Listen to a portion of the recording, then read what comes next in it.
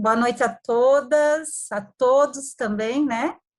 É muito bom estar aqui mais essa noite. E hoje nós temos um convidado todo especial, que é o nosso amigo, irmão Michel Borges. Eu falo assim porque a gente se conhece já há muito tempo. E eu olhando para ele aqui, sabe o que me veio à mente, Michel? Me veio à mente o dia que nós estávamos lá na casa da irmã Lúcia e tu fez uma lição comigo do Apocalipse. E eu lembro que a mensagem que mais tocou no meu coração foi quando nós conversamos sobre os símbolos do Apocalipse. Não sei se você lembra, sobre os reinos, as águas, e eu chorei naquele estudo. Porque o Espírito Santo tocou profundamente no meu coração, no sentido assim, como que Deus pôde se revelar para mim. E eu nunca vou esquecer daquele momento que nós passamos juntos lá na casa da Débora, momentos inesquecíveis, né? Na qual o Espírito Santo impressiona a gente com a verdade. Ô, É Teca, muito bom. eu lembro bem, faz uns 5 anos, né? Então, Michel, é muito bom te ter aqui conosco. É muito bom ver os rostos das nossas amigas aqui também, os nossos amigos, e ter a certeza que nesse momento que a gente tira para ouvir a palavra de Deus, ter a certeza que o Espírito Santo se faz presente aqui e ele vai falar o nosso coração. E hoje ele te escolheu, Michel, para estar conosco. Então, a nossa oração, o nosso desejo é que ele te use poderosamente e que o Espírito Santo supra as necessidades de cada uma que aqui está. Muito bem. Para mim é uma alegria também estar com vocês neste pequeno grupo. Minha esposa já falou também aqui na outra ocasião, e é sempre bom rever amigos, especialmente essa nossa amiga querida que é a Lilian. Se escapar alguma vez aqui o Teca, não estranhe, porque a gente a conhece mais por Teca do que por Lilian, né, o apelido dela. E ela e a minha esposa, a Débora, são amigas de longa data, se conheceram antes mesmo de conhecer Jesus e depois se entregaram a Jesus juntas, foram batizadas juntas, isso em 1994. Eu lembro bem porque eu estava lá também, eu era namorado da Débora na ocasião. E foi muito bom nós assim convivermos, né? A Lilian falou aí dos estudos bíblicos, eu lembro com carinho assim desses momentos também. A Débora que fez os estudos mais assim, né, com a Lilian, mas eu também participei de alguns momentos. E depois conhecer o pastor Arley, né, que foi também um grande amigo. Nós quatro éramos assim praticamente inseparáveis, né? Vivemos muitas coisas juntos. E hoje estamos juntos também no ministério, no mesmo ministério, e isso é maravilhoso, realmente é algo assim muito gratificante. De modo que eu não poderia dizer não para um convite como esse, né? A Lília, quando me convidou, eu fiquei muito feliz, ainda mais por saber que o tema, assim, a meditação, né, é sobre oração, e a oração é a respiração da alma, não podemos ficar sem isso, né? É vital para a nossa vida. E eu escolhi um texto para nós começarmos então a meditação desta noite, e depois quero falar sobre 4 testemunhos de oração. Mas não se preocupe que serão bem breves esses testemunhos. O texto é Daniel capítulo 9. Quero convidar vocês também então a abrirem a Bíblia se estiverem aí por perto, ou então acessarem, né, no dispositivo eletrônico, enfim. O importante é termos contato com o texto agora. Daniel capítulo 9. Eu não vou ler todo o capítulo, obviamente, que ele é bem extenso. E ele contém 2 partes, basicamente, né? Uma parte é a oração linda de Daniel, e a segunda parte é a decifração da profecia que no capítulo 8 ficou inconclusa. Então o anjo Gabriel ele vem em resposta à oração de Daniel para explicar aquela partezinha da profecia do capítulo 8, especificamente aquela que tem que ver com as 2.300 tardes e manhãs, né? Mas eu quero nesta noite, me deter aqui na parte inicial, na primeira parte do capítulo 9, que é justamente a oração de Daniel. Eu estava hoje relendo aqui, me preparando para este momento, né? Estava relendo aqui o capítulo 9. Como é impressionante notar as semelhanças dessa oração de Daniel com a oração que Jesus nos ensinou, a chamada Pai Nosso, né? É muito parecido. Eu quero que vocês prestem atenção, então, em alguns trechos que eu vou ler aqui, e tentem fazer essa relação com a oração do Senhor, a oração que Jesus ensinou. Eu vou começar lendo aqui a partir do verso 1, depois eu vou pulando alguns trechos aqui para a gente adiantar a leitura. Verso 1. No primeiro ano do reinado de Dario, filho de Assuero, da linhagem dos Medos, que foi constituído rei sobre os caldeus, ou babilônios, né, a mesma coisa, no primeiro ano do seu reinado, eu, Daniel, entendi pelos livros que, de acordo com o que o Senhor havia falado ao profeta Jeremias, a desolação de Jerusalém iria durar 70 anos. Voltei o rosto ao Senhor Deus, para o buscar com oração e súplicas, com jejum, vestido de pano de saco e sentado na cinza. Símbolo de humildade, né, de humilhação, de reconhecimento da nossa finitude, indignidade. Isso é vestir-se de pano de saco e sentar-se sobre a cinza. Era uma forma naquele tempo de expressar isso, né? Orei ao Senhor, meu Deus, e fiz a seguinte confissão. Vou fazer uma pausa aqui para destacar 2 pontos importantíssimos que tem que ver com a comunhão com Deus, a nossa vida espiritual. Primeiro, entendi pelos livros. Não há reavivamento espiritual, não há consagração, não há comunhão com Deus sem ter contato com o livro. Qual livro? A palavra de Deus. Claro que no tempo de Daniel não havia os livros do Novo Testamento, e ele estava então aqui estudando Jeremias especificamente, né, que é um outro livro inspirado, tanto quanto o de Daniel também inspirado. Então Daniel estava estudando a Bíblia disponível para ele naquele momento, naquele tempo. Entendi pelos livros. E depois de entender o que ele fez, buscou ao Senhor em humildade e oração. Ele menciona até aqui jejum, né? Enfim, essas práticas espirituais que são importantes. Então, comunhão com Deus, queridas irmãs, não existe sem estudo da Bíblia e oração. Mas uma oração sincera, como a de Daniel aqui. Ele abriu o coração, ele derramou o coração diante de Deus. Todo esse capítulo aqui, ou pelo menos a parte que tem que ver com a oração dele, é maravilhoso, né? É um servo de Deus, um homem justo, um homem correto, nós conhecemos a história dele, que, no entanto, se coloca entre os pecadores e confessa seus pecados, né, a Deus. Bem, estuda a Bíblia e oração. Prosseguindo aqui na leitura, vamos para o verso 5 agora. Nós temos pecado e cometido iniquidades, procedemos mal e fomos rebeldes. 6. Não demos ouvidos aos teus servos, os profetas, que em teu nome falaram. Verso 9. Ao Senhor nosso Deus pertence a misericórdia e o perdão, mas nós nos rebelamos contra ele e não obedecemos à voz do Senhor, o nosso Deus, para andarmos nas suas leis que nos deu por meio dos seus servos, os profetas. Então, por 2 vezes, Daniel menciona o fato de que eles não estavam obedecendo a quem? A Bíblia. Profetas, né? Os profetas que são os autores aqui de livros da Bíblia. Então, ele diz, não demos ouvido aos teus profetas, aos teus servos, os profetas, que em teu nome falaram. Ele confessa o pecado de não obedecer à palavra de Deus. E quantas vezes nós também acabamos nos desviando dos conselhos de Deus, não é verdade? E seguindo nossa própria consciência, nossa própria dita inteligência, né? Quando Deus tem tudo revelado para a nossa vida espiritual aqui na palavra dele. Então Daniel ele confessa o pecado da desobediência à palavra, à voz de Deus. E finalmente, lá no verso 18, metade do verso 18, lemos assim: lançamos as nossas súplicas diante de ti, não porque confiamos em nossas justiças, mas porque confiamos em tuas muitas misericórdias. Olha que bonito. E verso 19, eu encerro com ele: o Senhor ouve, ó Senhor perdoa, ó Senhor atende-nos e age. Não te demores, por amor de ti mesmo, ó meu Deus, porque a tua cidade e o teu povo são chamados pelo teu nome. E Deus não demorou mesmo, porque a gente sabe que em seguida Gabriel estava ali para atender ao profeta e veio em resposta à oração.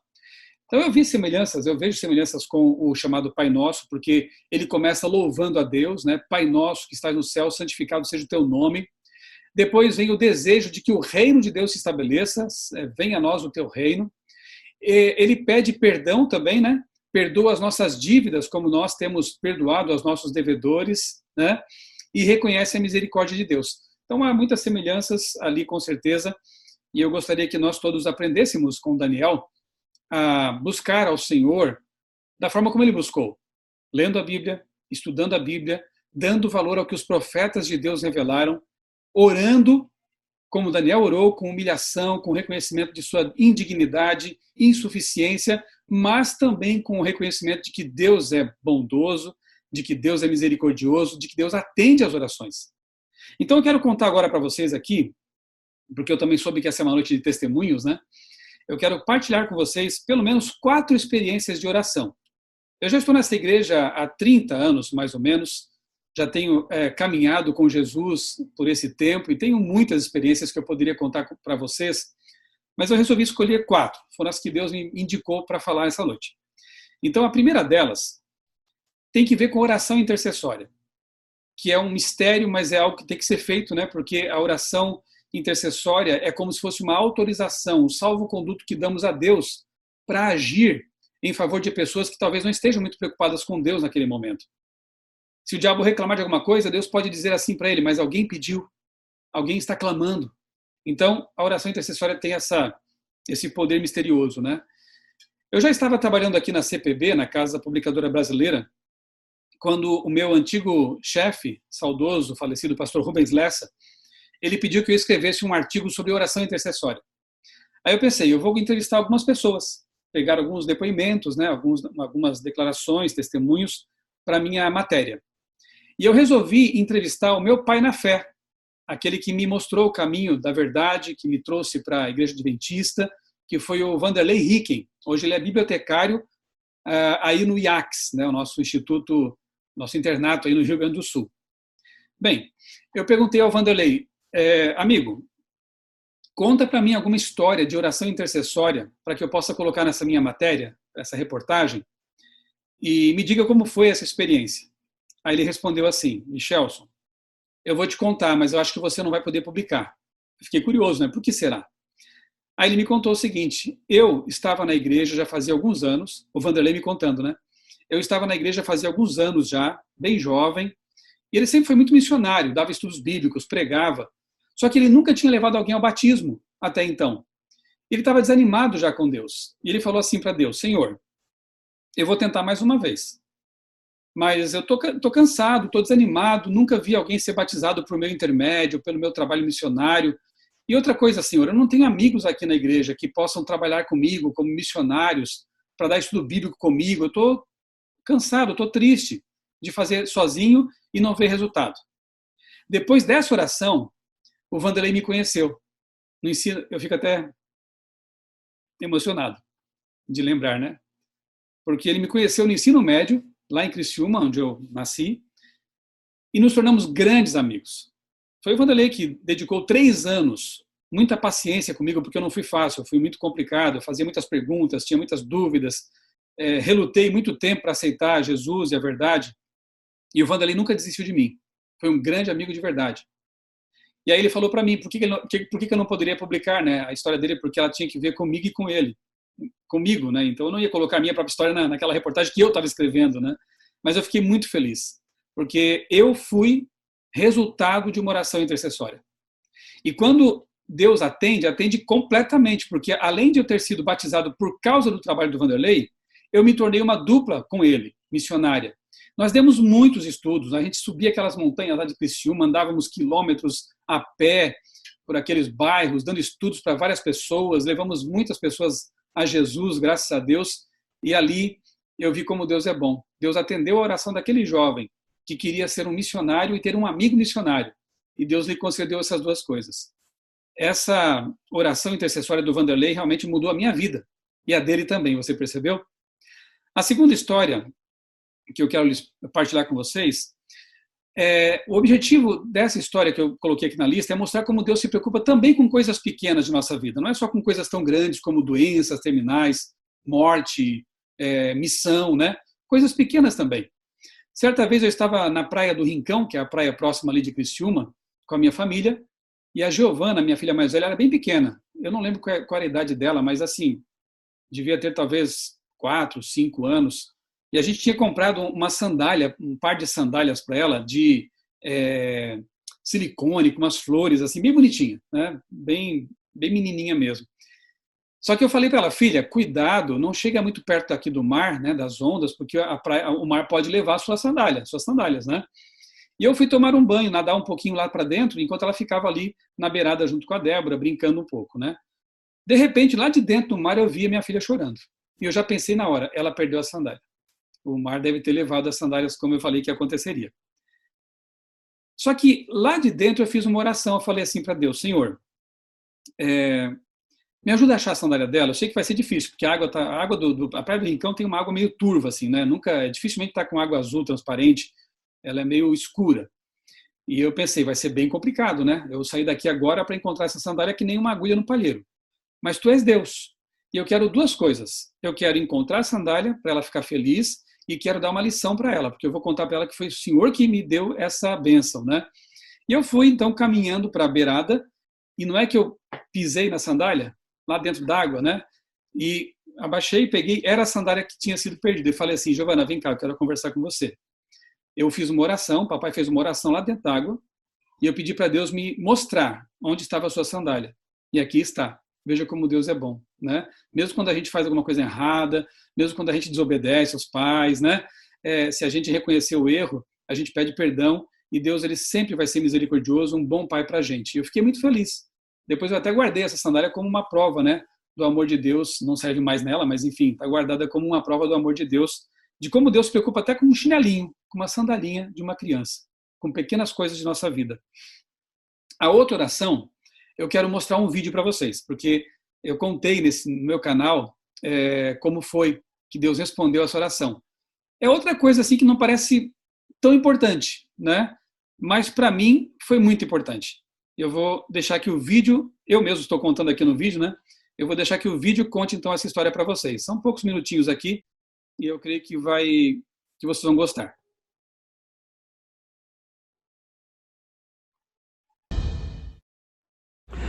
Olá, tudo bem com você?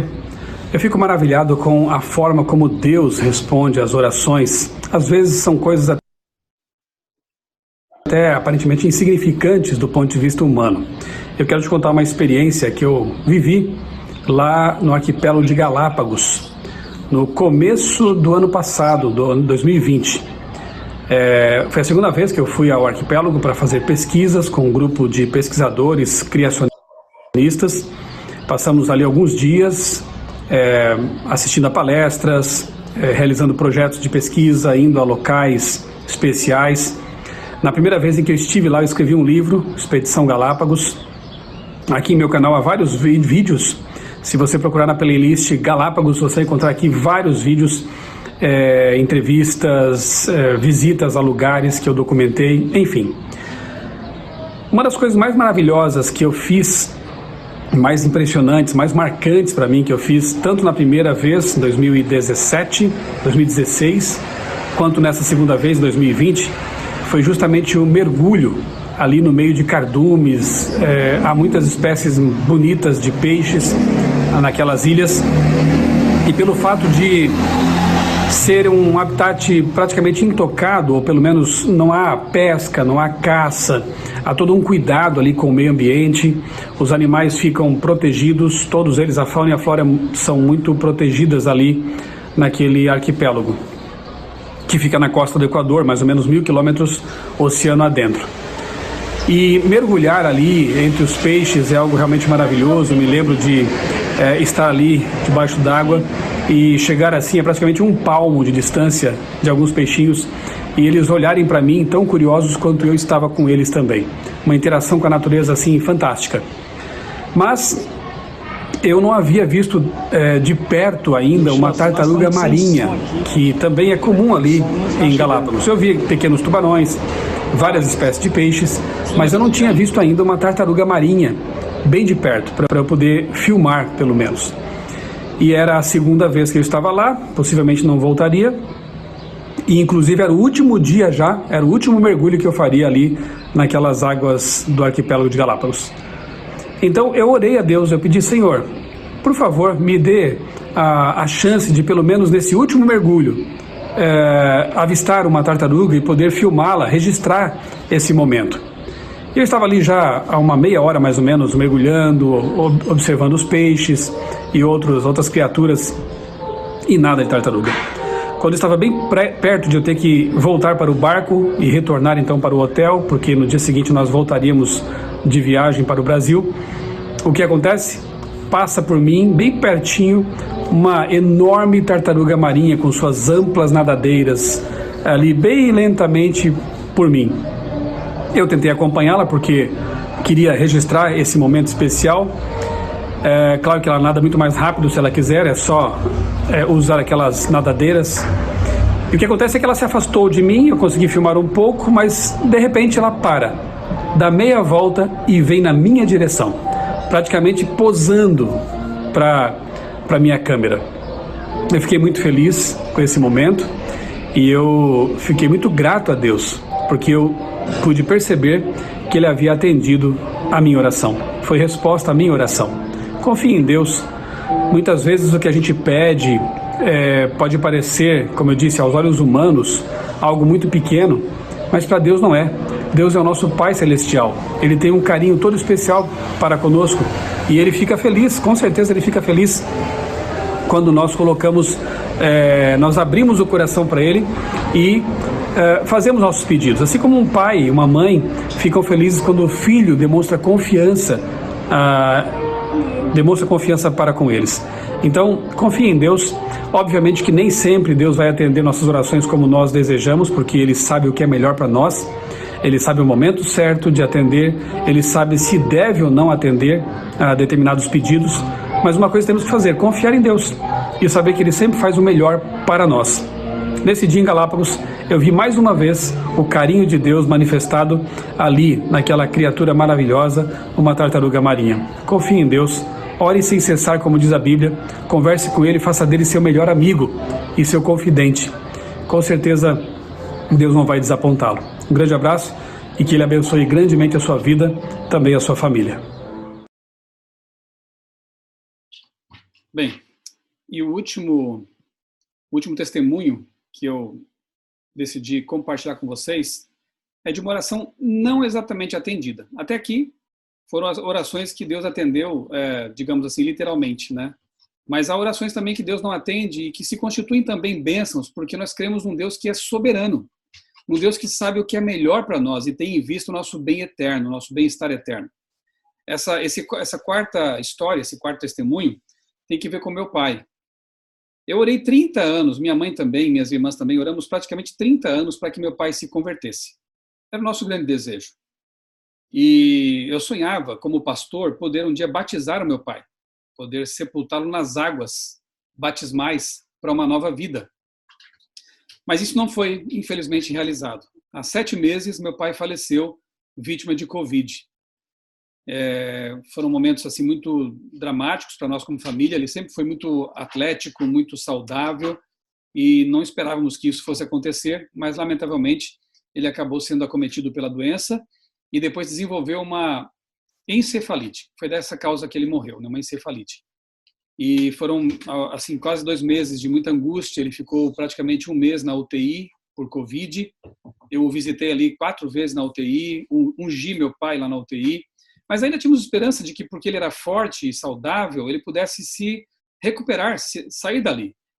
Todos os dias eu gravava áudios. Depois eu tive que voltar para São Paulo, para meu trabalho, não pude ficar lá muito tempo mais.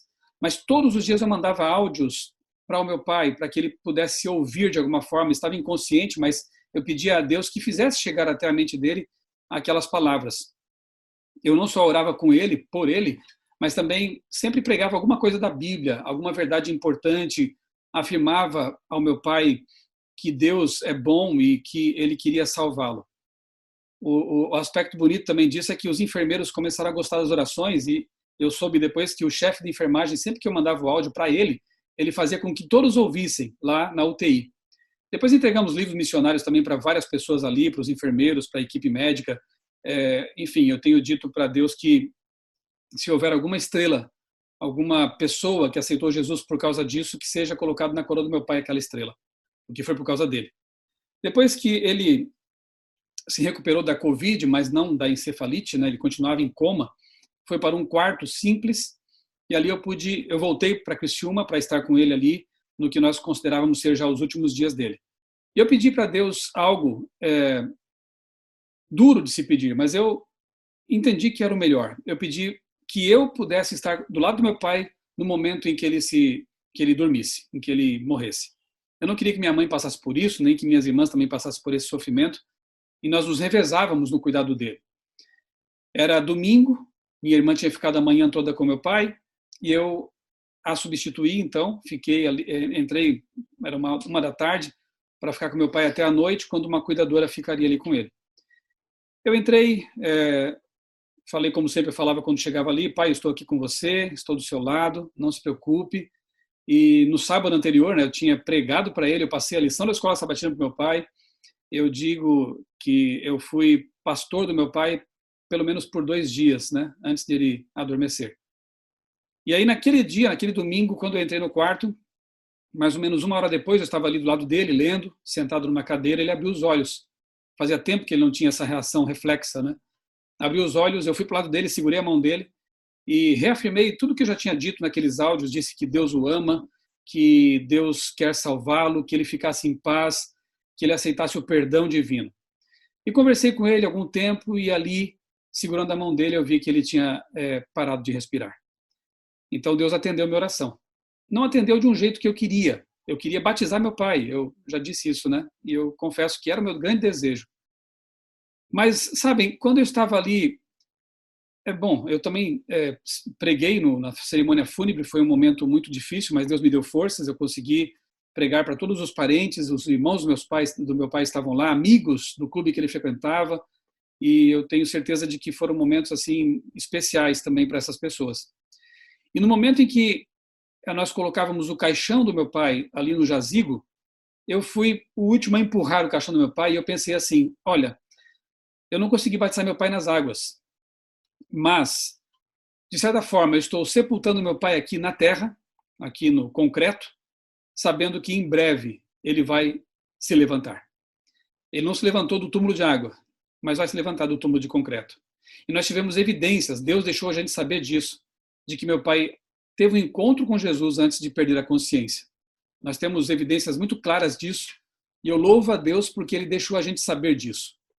Depois, conversando com a minha mãe, eu falei assim: mãe, lembra do que nós oramos por 30 anos, né? Nós pedimos por 30 anos, nós pedimos que meu pai ele aceitasse Jesus e fosse salvo. Porque o mais importante não era apenas viver mais alguns anos com ele aqui na Terra, e depois, quem sabe, ele se perder. O mais importante é saber que ele vai estar conosco para sempre, renovado, convertido, para nunca mais nos separarmos. Então, Deus, que é soberano, mas também leva em consideração a liberdade humana, o livre-arbítrio, entendeu que era a única forma, quem sabe, de meu pai ser salvo. E se Deus permitiu que isso acontecesse, nós temos que confiar nele. E eu acalento meu coração com esse pensamento, de saber que em breve eu vou ter de volta meu pai e vou poder ali abraçá-lo, eu vou poder conversar com ele, como ele sempre gostava de fazer quando eu ia para lá, para Criciúma nas férias, né? A saudade é grande, mas a certeza da salvação e da ressurreição são maiores ainda. Então essa foi uma oração que Deus não atendeu do jeito que eu pedi. Porque Deus leva em consideração, repito, o livre-arbítrio, a liberdade das pessoas. Mas eu tenho certeza que as nossas orações não foram em vão. Milhares de pessoas oraram pelo meu pai também, souberam da nossa situação. E eu tenho certeza de que Deus não nos deixou sem atender a oração, mas olhando para algo muito mais amplo, a salvação do meu pai. Então que nós possamos realmente entender isso e nos apegar nisso, né, de que Deus, ele sempre vai atender às nossas orações, mas nem sempre do jeito que a gente espera, mas sempre, absolutamente sempre, da maneira mais sábia, da maneira mais amorosa, misericordiosa possível, levando em consideração a vida eterna, porque isso é o mais importante. Então que essas histórias, eu espero que realmente tenham, de alguma forma, as incentivado a continuar confiando em Deus, a continuar orando, conversando. Não se esqueçam de que Ellen White diz no Caminho a Cristo, no livro Caminho a Cristo, de que a oração é como abrir a mente, o coração, né? Como se faz com um amigo. Então nós temos que encarar a Deus como nosso amigo e conversar com ele como um amigo que ele de fato é. E em outro texto, Ellen White diz que a oração move o braço da onipotência. Então é algo, assim, como eu disse, misterioso, maravilhoso, mas é eficaz. Se não fosse, a palavra de Deus não diria assim: orai sem cessar. Orai sem cessar. Ou seja, estejam sempre em comunhão, conversando com Deus, sentindo a presença dele bem do ladinho da gente o tempo todo, porque essa é a forma de a gente realmente atravessar esse mundo escuro de pecado. Não se esqueçam de Daniel, tá bom? Estudo da Bíblia e oração sincera. Se fizermos isso, nós estaremos realmente próximos de Deus e confiaremos de que Ele sempre terá o melhor para nós. Posso fazer uma oração com vocês neste momento? Feche os olhos. Amado Deus, bondoso Pai, muito obrigado, Senhor, porque Tu és bom, porque Tu és misericordioso, porque Tu nos amas e deixaste isso muito claro em Tua palavra. Obrigado, Pai, porque mesmo quando Tu não atendes às orações da maneira como nós, talvez, na nossa finitude, nas nossas limitações, entendêssemos que seria o melhor, mas mesmo assim Tu não deixas de ouvir nossas preces e atendê-las de acordo com a Tua soberania e a Tua bondade infinita. Obrigado, Senhor, pelos sims, pelos até logo, em breve, e pelos nãos também, que Tu já me deste em tantas orações e também a essas irmãs que estão aqui nessa sala. Obrigado, Senhor, porque Tu és o Deus Todo-Poderoso, o Criador do Universo, mas mesmo assim olhas para nós, criaturas tão pequenas, e às vezes para os nossos pedidos tão infantis, como achar uma sandália no meio do mar. Obrigado porque Tu és tão bom, Tu és tão carinhoso e cuida de cada um de nós. Continua, Pai, abençoando este grupo, que essas irmãs tenham sempre a certeza da Tua presença na vida delas, da Tua companhia, e que elas possam crescer cada vez mais em fé, em consagração e no preparo para a volta de Jesus. É em nome dele que nós Te pedimos essas bênçãos e agradecemos por tudo. Amém. Amém.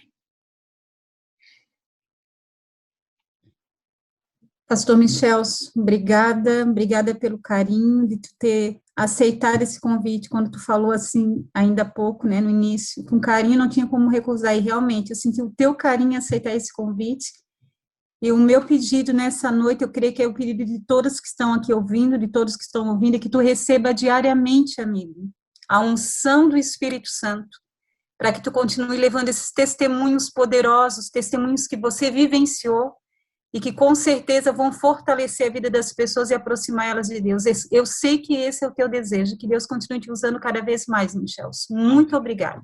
Amém. Obrigado, Lilian.